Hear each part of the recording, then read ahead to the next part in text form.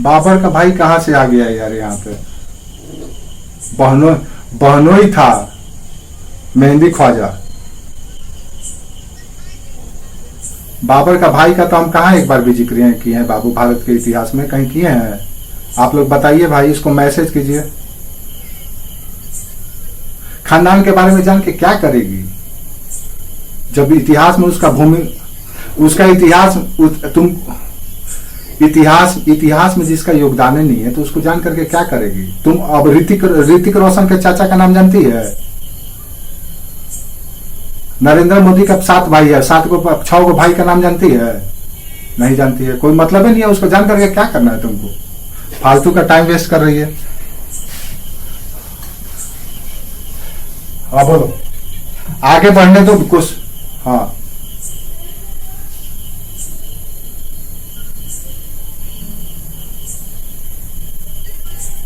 वो सब बताएंगे, चांसेस वांसेस का जो कैलकुलेशन है ना उसका अलग से हम लोग सेशन रखेंगे। ये इस तरह का जो क्वेश्चन है ना आपका, ये अच्छा क्वेश्चन है, इस पे हम लोग अलग से बात करेंगे।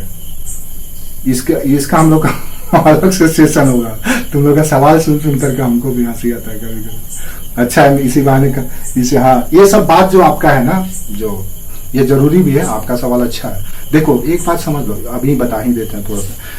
किसी भी सेक्शन से तुम नंबर उठा सकते हो। अभी तक से तुम लोग सुनते आए होगे, पता नहीं पता, बड़े बड़े ब्रांड लोग आप लोगों को बताते हैं कि ये सेक्शन में अच्छा नंबर मिलेगा। वो ऐसा कुछ भी नहीं है बच्चा। वो हर एक पेपर का इंपॉर्टेंस है और हर एक पेपर सिग्निफिकेंस रखता है अपना प्रेजेंट में, वो हमेशा महत्व रखेगा। आज हम क्यों मुगल को पढ़ रहे हैं? क्योंकि हमको इससे सबक मिलता है। अभी कई ऐसी चीजें मिलेंगी जो अभी भी हो रहा है और उस पर हम लोग टीवी डिबेट करते हैं, न्यूज़पेपर में पढ़ते हैं। इसीलिए तो पढ़ाया जाता है ताकि आप सबक सीख करके रखो। कोई भी यूजलेस नहीं है।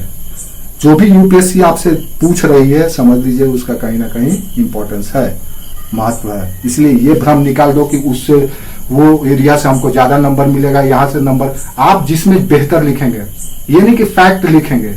आप देखिएगा एग्जाम में हम भी अनुभव किए हैं, हम भी कभी विद्यार्थी थे, स्टूडेंट थे, हम भी अनुभव किए हैं। जो चीज हम रट के जा करके लिखते थे और जो क्वेश्चन हमको नहीं आता था खुद से बना करके लिखते थे, उसमें हमको ज्यादा नंबर मिलता था, क्योंकि खुल करके लिखते थे, अपने तरीके से लिखते थे, आजादी से। और रट करके गए हैं तो दिन उसको खाली छापने में रहते थे, हमको एवरेज नंबर मिल जाता था। तो इसलिए कोई हर एक पेपर का समान नंबर है। आप अपना लिखिए तो सही, काहे नंबर नहीं? अब आप लिखने ही नहीं आया अच्छे से तो उसका नंबर कहां से मिलेगा? ऐसा नहीं है, सब में नंबर मिलता है। तो अब हम दूसरा बात कर रहे थे, जो दूसरी महत्वपूर्ण समस्या थी, जो अखंड समस्या थी, जीवन भर की समस्या थी, वो थी अफगानों की। क्या हुआ? कौन मुस्कुरा रहा? तीसरी जो समस्या है, आखिरी जो समस्या है इसकी, अफगानों की। अब ये वही अफगान है, यारी है ईमान मेरी, यार मेरी जिंदगी। पठान मर जाएगा लेकिन झुकेगा नहीं, ये अफगान है। हालांकि ये भी झुके हैं, ऐसा नहीं है, इतिहास में गलत पढ़ाया जाता है, ये भी बहुत जगह पे झुके हैं। लेकिन यहाँ पे हुमायूं के लिए सरदर्द है, ये लोग सबसे बड़ा चुनौती। और ये अफगान क्या करते हैं कि जितने भी भारत में छोटे थोड़े बहुत बचे हुए हैं, गुजरात में, बिहार में, बंगाल में, इधर यूपी में, इधर मध्य प्रदेश का मध्य प्रदेश में, ये जितने भी क्षेत्र में है, ये सब के सब मुगलों को बर्दाश्त नहीं कर रहे हैं और हुमायूं को हमेशा चोट कर रहे हैं। तो इसकी जो आखिरी चुनौती थी वो थी इसकी अफगान से। हाँ,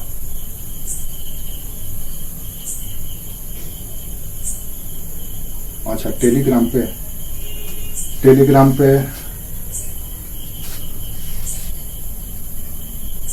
अरे तो फिर क्या करोगे? कहाँ पे रहती हो आप? ठीक है, ठीक है, ओके। ऐसी तो समस्या है, ठीक है। तो इसकी दूसरी और सबसे महत्वपूर्ण चुनौती था अफगानों की। और हम अफगान बेचारे जब तक रहे, ये क्या हो गया? 1 मिनट,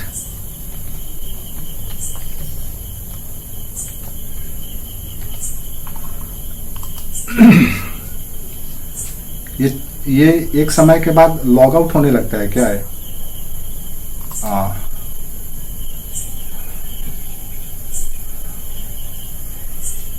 ओ, तो सबसे बड़ी चुनौती जो थी अखंड चुनौती, ये जूम में यही दिक्कत होता है हमको। सबसे अच्छा गूगल मीट लगता है, नॉन स्टॉप, जब तक लेना है लेते रहिए, कोई बीच में डिस्टरबेंस नहीं है। तो अब क्या, अच्छा व्हाट्सएप वाला ग्रुप में,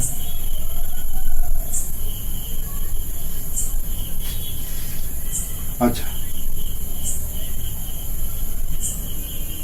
ओह ठीक। तो अफगानों की चुनौती इसकी आखिरी महत्व, तो ये सारे परिस्थिति हैं हुमायूं के सामने। एक तो उसका चरित्र भी दुर्बल है और दूसरी तरफ चुनौती अपार है। अब इस पे इनको विजय हासिल करना है, तो विजय कौन हासिल करेगा?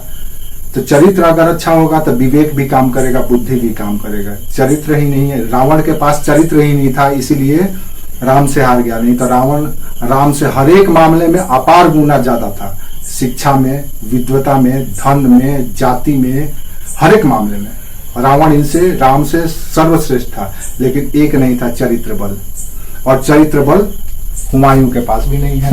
अब बेचारा क्या करे? अब चरित्र खराब है तो स्वाभाविक है कि इसका कहीं ना कहीं पॉलिटिक्स पे प्रभाव पड़ेगा। राहुल गांधी बेचारे चरित्र के हिले हुए हैं, मौका मिलता है इटली भाग जाते हैं, मौका मिलता है मलेशिया चले जाते हैं। अगर साधक बने रहते, साधना किए रहते तो बात अलग था। चलिए, ये पृष्ठभूमि आपको समझ में आ गया, उम्मीद करते हैं। पृष्ठभूमि अगर समझ में आ गया तो अब हम इनका पॉलिटिकल करियर देखें। क्या किए हैं ये, कितना गलती किए हैं, खाली गलती ये किए हैं, और गलती खुद भी किए हैं, इनके भाइयों ने भी की है, क्योंकि वो सब के सब अवसरवादी थे और इनके साथ इर्द गिर्द जितने भी लोग थे सब के सब। तो कुछ नाम याद रखिएगा, अभी ही बता देते हैं आप लोगों को। जैसे इसका 4 भाई था, कामरान, हिंदाल, आप लोग पूछ रहे थे, अस्करी, और वो खुद। इसके फूफा थे मेहंदी ख्वाजा, मेहंदी ख्वाजा। इसका जो आसपास लोग है उसी की बात कर रहे हैं, पहले दुश्मन की बात नहीं कर रहे हैं। फूफा जी हैं मेहंदी ख्वाजा। इसका जो वजीर है, प्रधानमंत्री, अली मोहम्मद खलीफा। ये सब के सब धोखेबाज लोग हैं जो इसके चारों ओर हमेशा हैं, इसलिए इनका नाम याद रखिएगा। अली मोहम्मद खलीफा, नाम है खलीफा लेकिन काम है जलील वाला। अली मोहम्मद खलीफा, ठीक है। इसका जो सेनापति है, कमांडर इन चीफ, उसका नाम है हिंदू बेग।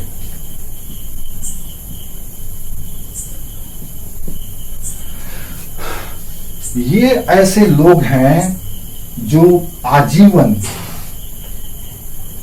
1 2 3 4 5 6, ये 6 ऐसे लोग हैं जो इसको हमेशा इसके खिलाफ षड्यंत्र करते रहे।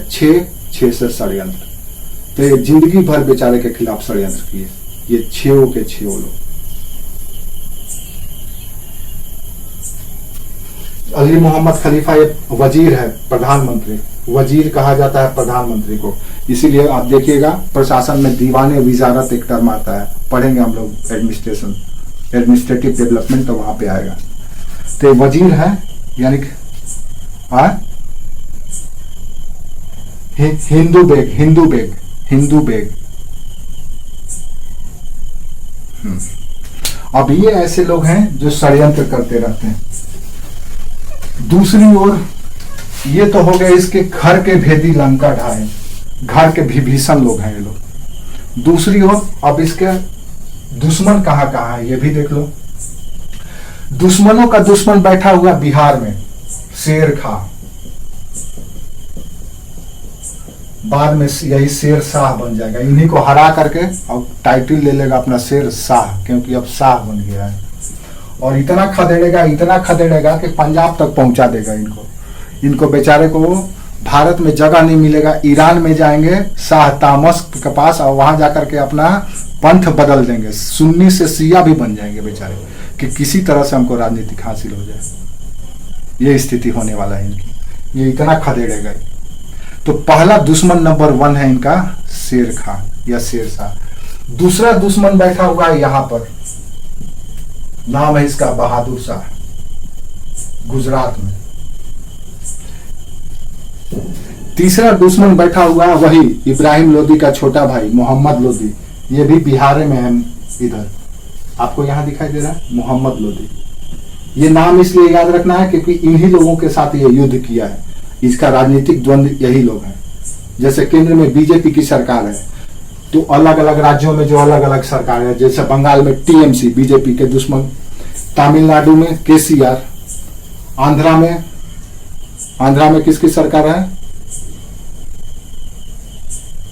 किसकी सरकार है, दिल्ली में आप, पंजाब में आप, हाँ पंजाब में कांग्रेस की आप, हाँ। तो इस तरह से ये जो अलग अलग छत्रप हैं, जो अलग अलग राज्यों में अलग अलग, ये सब के सब बीजेपी के दुश्मन हैं और ये सब के सब चाहते हैं कि बीजेपी भाग जाए यहां से और हम आ जाएं। इसके लिए कोalition बनाने के लिए भी लोग तैयार रहते हैं, किसी भी स्तर पर जा सकते हैं। तो इसी तरह से इसके कुछ महत्वपूर्ण दुश्मन हैं और यही 3 दुश्मनों में एक और दुश्मन है, उसका नाम है आलम खां। कौन था? इब्राहिम लोदी का चाचा। ये भी अभी जिंदा है। अब अफगानी है भैया, छोड़ेगा थोड़े ना। तो ये 4 इसके परमानेंट दुश्मन है। यही दुश्मन में बेचारा उलझ करके अपना जीवन बर्बाद कर लेगा। बाकी जो अपने घर के दुश्मन है वो तो है ही 6 लोग। हिंदू बेग सेनापति को छोड़ करके, जो उसका सेनापति कमांडर इन चीफ है, बाकी सब के सब इसके खिलाफ षड्यंत्र करते हैं। उसका फूफा मेहंदी ख्वाजा, वो भी षड्यंत्र कर रहा है, तीनों भाई भी कर रहा है। समझ में आ रहा है? सभी लोग षड्यंत्र कर रहे हैं। और याद रखिए, इतिहास में जब जब दरबारी षड्यंत्र हुआ है तब तक उस वंश का पतन हुआ है। चाहे बंगाल की बात कर लीजिए, चाहे चौहानों की, गुर्जर प्रतिहारों की बात कर लीजिए, गढ़वालों की बात कर लीजिए, किसी का भी, चाहे राजपूतों की बात कर लीजिए, जहां जहां षड्यंत्र दरबार में हुआ देन वो वंश खत्म हो जाएगा। इसलिए षड्यंत्र से बचना चाहिए। राजनीति में षड्यंत्र का कोई जगह नहीं है। वर्तमान की सरकार क्या करती है, थोड़ा सा भी बू लगता है उसको ना कि ऐसा हो रहा है, तुरंत मार के किक करती है, उसको हटाओ, निकाल के फेंक दो। इसीलिए सस्टेन की हुई है। और राजनीति का सबसे बड़ा सबक यही है कि किसी पे भरोसा मत करो। लेकिन सबसे बड़ी दुर्बलता इसकी यही थी कि ये सब पे भरोसा करता था। जो इसके साथ ना दुर्व्यवहार भी करते थे उसको भी ये गले लगा के रखता था। तो दिक्कत इसके साथ, इसके व्यक्तित्व का दिक्कत यही था। मासूम था बेचारा, भोला भाला था, लेकिन सत्ता मिला था मुगल का, वो भी चुनौतियों से भरा, संकट से भरा। तो ये सारे दुश्मन हैं। चलिए, समझ में आ गया।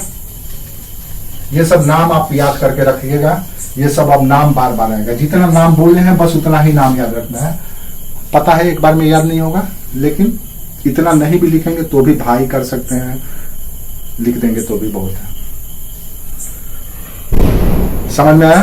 2 मिनट हमको सिर्फ दीजिए, पानी पी ले, उसके बाद ठीक है। तब तक आप लोग 2 मिनट सिर्फ।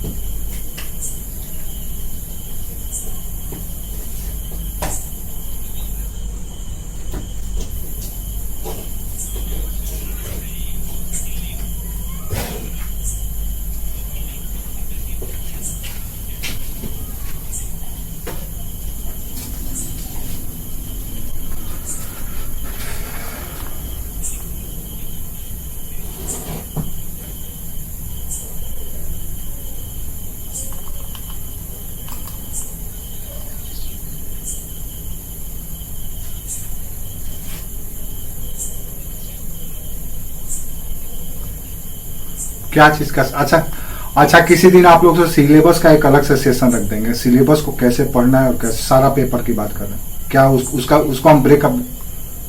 हाँ वो जरूरी है, एक दिन हम सिलेबस का सेशन ही रख देंगे, थोड़ा लंबा चलेगा, उसमें टाइम लगेगा लेकिन 1 घंटे में नहीं होगा। आपको सबसे पहले तो सिलेबस ही पढ़ना है, आधी तैयारी आपका सिलेबस में ही हो जाएगी।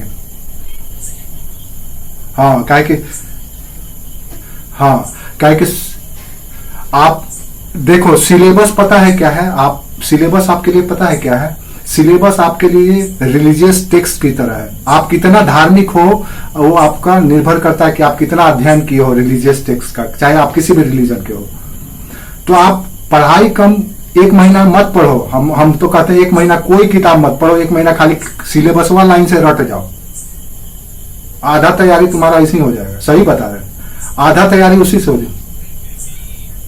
सिलेबस रट जाने से आधा तैयारी हो जाएगा, पूछो कैसे हो जाएगा ये भी बताइए। आधा तैयारी ऐसी है,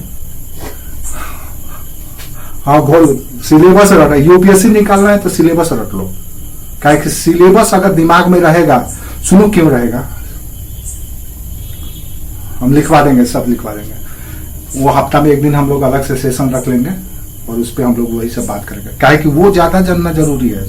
अध्ययन करने से कुछ नहीं होगा, मेन जो आप पता ही नहीं है कि आपको क्या पहन करके वहां पे जाना है। खूब बहुत बड़े योद्धा है लेकिन आपको पता ही नहीं है कि यहाँ पे, हाँ तो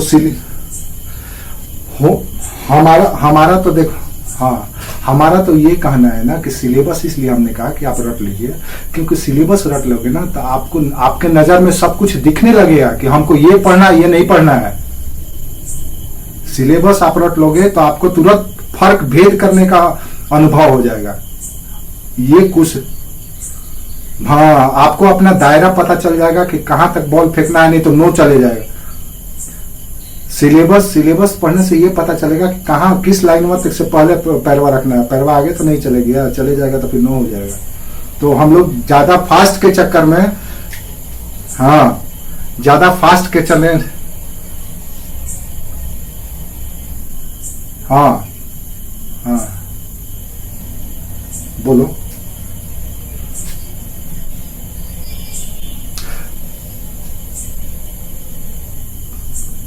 कोई भी बना लो, देखो मेरा नंबर है व्हाट्सएप का, कोई भी इसी पे बना लो, हमको भी ऐड कर देना, ठीक है।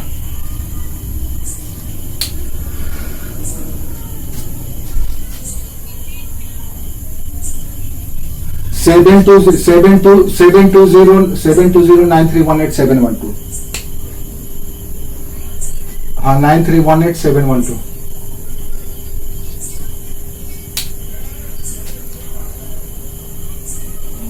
बड़ी तकलीफ में बोल रही है बच्ची, क्या बात है, तुम इतना तकलीफ में क्यों बोल रही है, हाँ?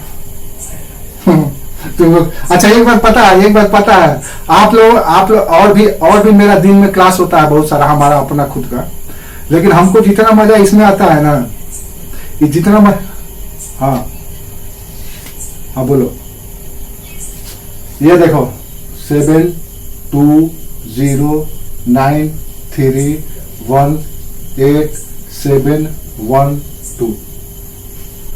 अब तो दिख रहा है ना।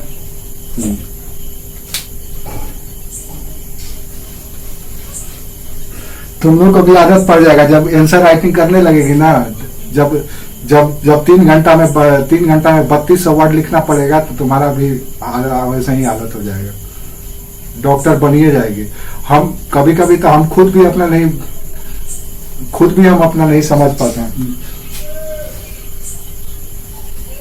क्या है। तो हिस्ट्री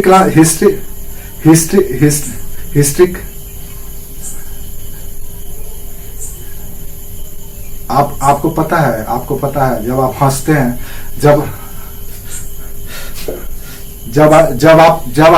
हैं, जब आप हंसते हैं तो आपके ब्रेन को एक्स्ट्रा ऑक्सीजन मिल जाता है, आप बहुत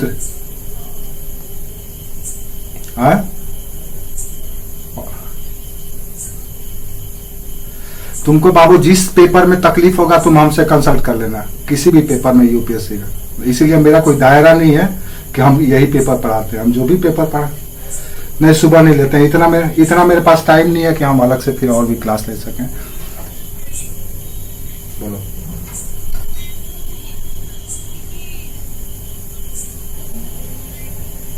कोई भी बना देगा जो इसमें। हाँ हाँ,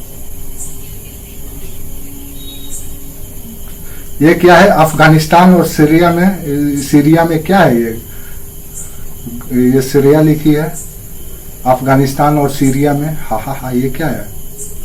तुम लोग यहीं पे क्या?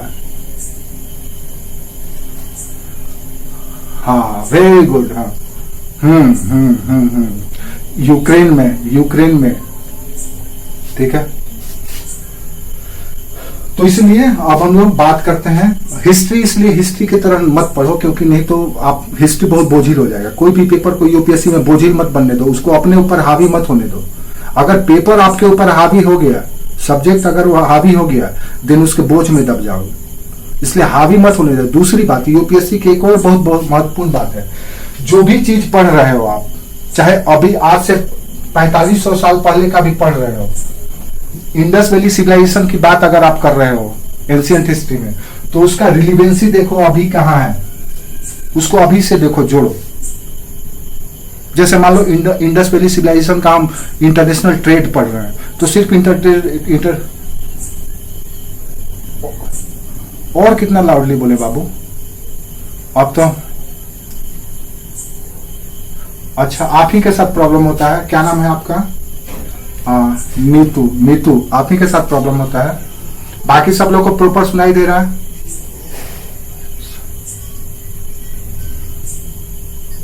यार तुम जब रिप्लाई देती है तो कांपती काहे है? तेरा आवाज इतना कांपता काहे है? लगता है कोई पीछे से ठोक दिया, वाइब्रेट करने लगती है। ऐसा तुम्हारा आवाज आता है। हम लोग सबके साथ आता, सबके पास आता होगा, ऐसा थोड़ा मेरे पास आता, सबके पास आता होगा यही। हाँ, वो इतना तो ठीक है। अब थोड़ा सा वो झारखंडी लैंग्वेज में बोल रही है, अभी अपनी मातृभाषा में तो बोली ही नहीं है। अगर मातृभाषा में बोल देगी तो तुम लोग चेयर पर से उठे जाओगे।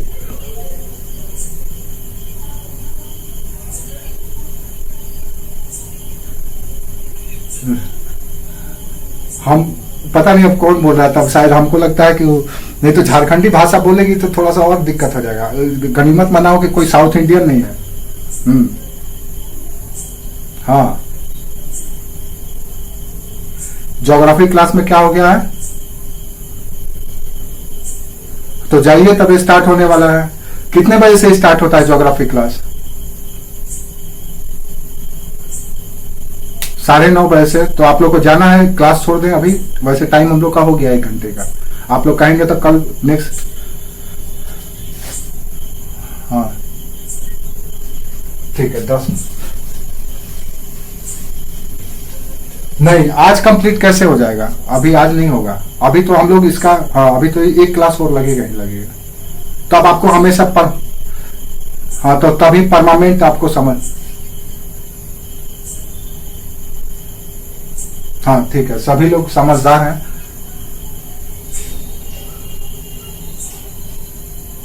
सुनने के लिए हम बड़े हैं, बैठ खड़े हैं। बोलिए जल्दी।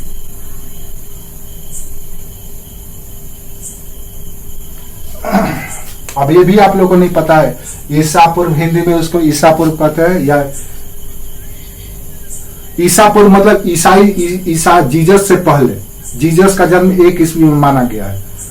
तो जैसे मान लो इसी को नहीं पता है, ठीक है। मान लो ये अभी आप कहां पे हो? अभी आप 2022 में हो, क्लियर है? 2022 में हो। ईस्वी इसको कहा जाता है, ईस्वी सन।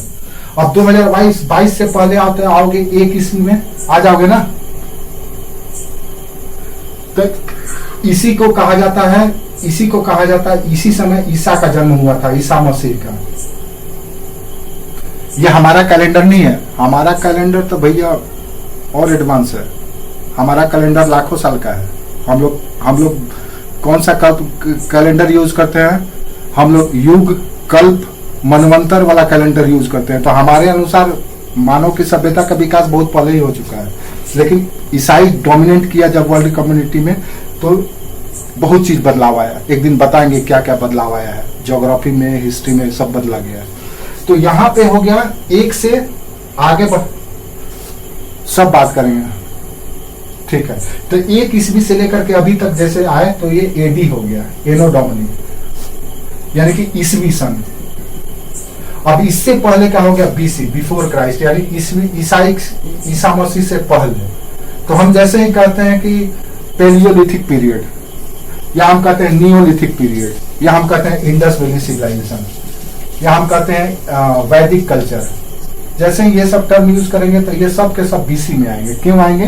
क्योंकि इंडस वैली सिविलाइजेशन को अगर देखें तो सामान्यतः 2500 ईस्वी पूर्व से माना जाता है, क्योंकि ये नगरीकृत जब हुआ था तो यहीं से हुआ था। हालांकि इसका विकास 3500 बीसी से शुरू हो गया था, और ये चला था 1700 बीसी तक, सॉरी 1500 बीसी तक, यानी कि 3500 से लेकर के 1500 बीसी तक चला इंडस वैली। 1500 से लेकर के चला 600 बीसी तक वैदिक कल्चर, और 600 बीसी से शुरू हो गया भारत में, क्या शुरू हो गया? एंशिएंट हिस्ट्री पढ़े होंगे ना आप लोग। अरे यार, ये तो 1500 बीसी से शुरू हुआ। 1500 से लेकर के, सुनो, 1500 से लेकर के 1000 तक ऋग वैदिक काल, ठीक है, और 1000 से लेकर के 600 बीसी तक उत्तर वैदिक काल, लेटर वैदिक पीरियड। और 600 से फिर क्या शुरू हुआ?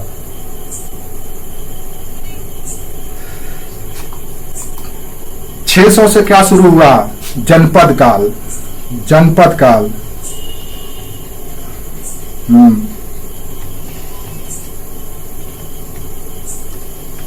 ये सब भी अब बताना पड़ेगा।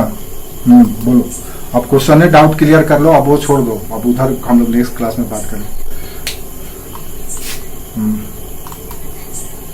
वही सेम चीज है। तो बताएंगे। अब 1 मिनट थोड़ा सा री लॉगिन कर। किसका नाम बताने वाले थे बाबू?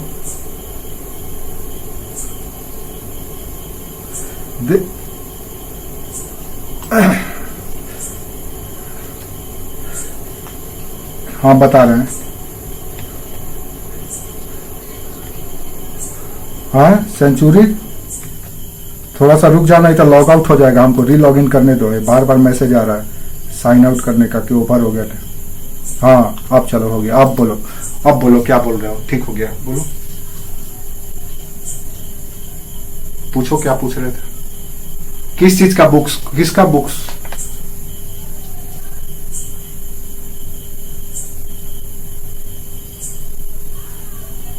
अभी हिस्ट्री का बता दें, हिस्ट्री का। हाँ, ठीक है। देखो, हिस्ट्री के लिए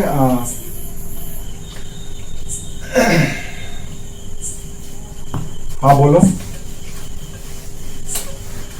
एनसीईआरटी आप लोग नहीं, एनसीईआरटी से अभी संतुष्टि नहीं मिल रहा आप लोगों को?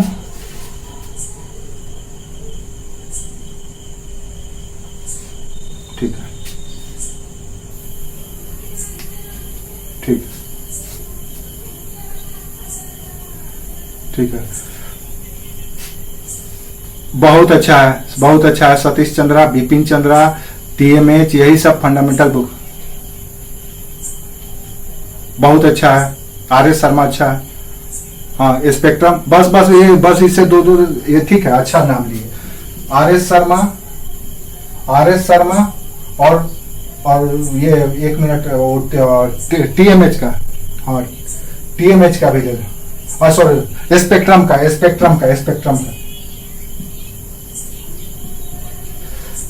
तो ये एंशिएंट का ले लो, प्राचीन का, ठीक है। मॉडर्न का ले लो, विपिन चंद्रा और स्पेक्ट्रम का, ठीक। विपिन चंद्रा, VIPIN, विपिन चंद्रा मॉडर्न के लिए। हाँ हाँ, ठीक है, वेरी गुड। तो विपिन चंद्रा मॉडर्न के लिए और स्पेक्ट्रम, दरअसल स्पेक्ट्रम में क्या है ना कि 2-3 किताबों को लेकर के खींच करके डाला गया है, तो वो भी आप पढ़ सकते हैं। हालांकि जितना उसमें दिया है उतना आपको जानने की जरूरत नहीं है। हम लोग क्लास करेंगे तो वो सब उतना जानने की जरूरत नहीं जितना उसमें दिया है। फिर भी आप उसको अगर कमांड कर सकते हैं, डाइजेस्ट कर सकते हैं तो बहुत अच्छी बात है। तो स्पेक्ट्रम। और तीसरा हिस्ट्री में मिडाइवल में सतीश चंद्र सफिशियंट है, एक ही किताब सफिशियंट है। बस इतिहास के लिए इतना है। कल्चरल हिस्ट्री के लिए अगर आपको पढ़ना है, हाँ हाँ,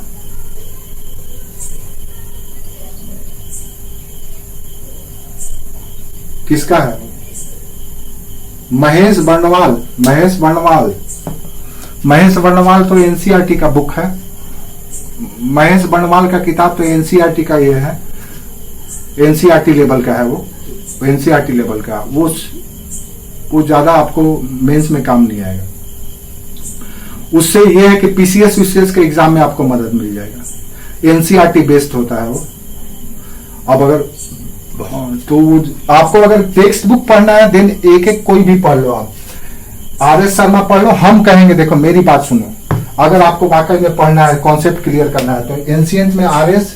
या सतीश चंद्रा, और मॉडर्न में आप या तो बिपिन चंद्रा या स्पेक्ट्रम, दो में से कोई भी एक ले लो। और आपको एक और बात बता देते हैं, आप क्लास करने के बाद, जब क्लास हम लोग का खत्म हो जाएगा या क्लास कर रहे हैं हम लोग, इसके बाद आप कोई भी किताब पढ़ोगे तो आसानी से डाइजेस्ट हो जाएगा, एकदम मेरा गारंटी है। हम लोग का जो क्लास चल रहा है, हाँ, तो टॉपिक क्लियर हो जाएगा, देन वो कोई भी किताब पढ़ोगे आसानी से समझ में आ जाएगा। बस फोकस करना है क्लास पे। क्लास अगर समझ में आ गया देन कोई किताब तुरंत घोट करके पी जाओगे। जैसे गाड़ी अगर चला लिए हो तो कहीं भी दौड़ा लोगे। पता चल गया है कि भैया क्लच ज्यादा दबाएंगे तो क्लच प्लेट जल सकता है, तो संभाल करके दबाना है। तो उसी तरह से समझ जाओ कि कितना हमको पढ़ना है। ये चीज आपको क्लास में हम दायरा दिखा देंगे कि इतना ही जानना है आपको। जहां पे डेप्थ जाना होगा वहां डेप्थ जाएंगे, जहां पे ऊपर ऊपर जाना होगा वहीं तक जाएंगे। तो इसलिए आप ये सब किताब ले सकते हो तो ले लो, लेकिन हमको पता है आप नहीं पढ़ पाएंगे, आपके पास इतना टाइम नहीं होगा। और भी चीजें, अगर आपको कुछ चीज का आदत, अगर हैबिट बनाना है, तो आपका जो सबसे कमजोर क्षेत्र है उस पर फोकस कर लो। अभी जो आपका सबसे वीक एरिया है तैयारी का, जिसमें आपको डर लगता है, अभी उसी पे फोकस करो। यूपीएससी का तैयारी करने का ये सबसे बेस्ट आपके पास टाइम ये है कि अभी आपके पास जो चीज जिसमें आपको डर लगता है, जिस क्षेत्र में, उस पे फोकस करो। बाकी ये सब तो एकदम हलवा हो जाएगा कुछ दिन में, तुम देखना ना, एकदम हलवा हो जाएगा, जुबानी याद हो जाएगा तुम लोग, ये गारंटी देते हैं। हाँ बोलो।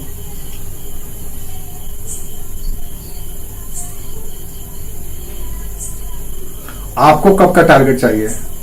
आप कब प्रिपेयर हो? आप खुद देखो, ये मेरा टारगेट से कोई फर्क, हम तो हॉलिस्टिक पढ़ाएंगे। हम तो कहोगे तो शॉर्टकट, हम कहोगे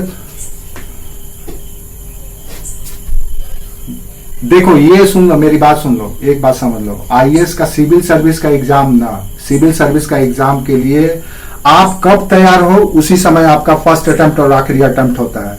ये नहीं कि इस साल दे रहे हैं, आपका तैयारी कुछ है नहीं है, जाके बैठ गए, कोई मतलब ही नहीं बनता है।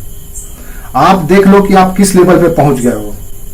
क्या क्लास में कही गई बातें आपको समझ में आ गई है, या आ रही है, या याद है, आप लिख पा रहे हो, क्वेश्चन सॉल्व कर पा रहे हो, देन आप तैयार हो। अगर कुछ पता नहीं है, खाली अपियर होने से अटेम्प्ट खराब करेंगे और कॉन्फिडेंस लूज करेंगे, और कोई मतलब नहीं है। हाँ, अगर आपके पास अटेम्प्ट है, अनलिमिटेड 6-8 अटेम्प्ट है, तो 2-1 अटेम्प्ट दे करके एक्सपेरिमेंट कर लो। एक्सपीरियंस करने में क्या जाता है? बिना अनुभव का तो ज्ञान होता नहीं है, बिना ठोकर का आदमी मजबूत होता नहीं है। थोड़ा सा खा भी लेना चाहिए। बोलो।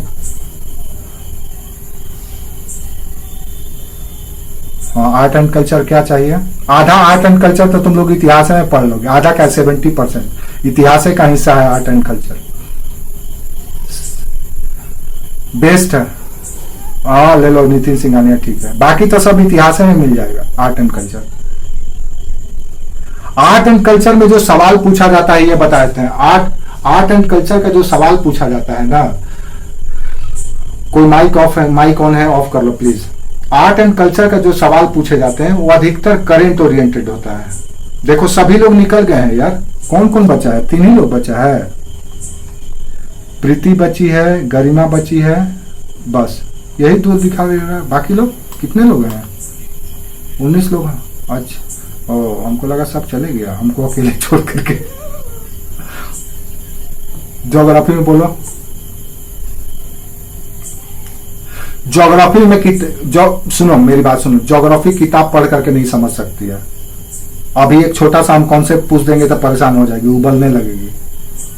अगर कोई ज्योग्राफी से मास्टर है तो उसको भी हम बोल रहे हैं, तो ज्योग्राफी आप किताब पढ़ करके, वो पूरा साइंटिफिक पेपर है, वो विशेष करके फिजिकल ज्योग्राफी और तुम्हारा ये, और वो मेन समस्या फिजिकल पे ही होता है कॉन्सेप्ट का, बाकी सब फिजिकल का ही क्लाइमेटोलॉजी हिस्सा है।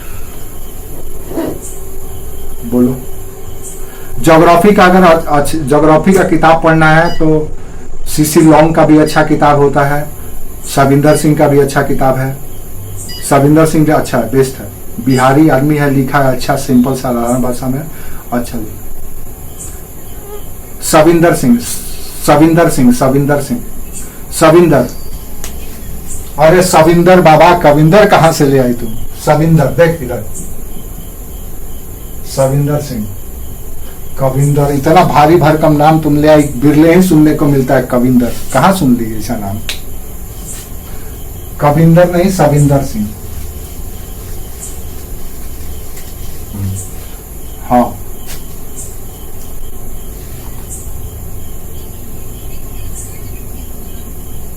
हिस्ट्री के लिए 6 क्लास का, हिस्ट्री के लिए 6 क्लास का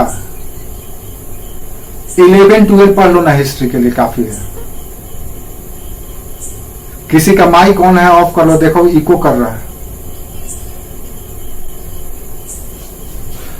तो उतना पढ़ने का जरूरत नहीं ना बाबा।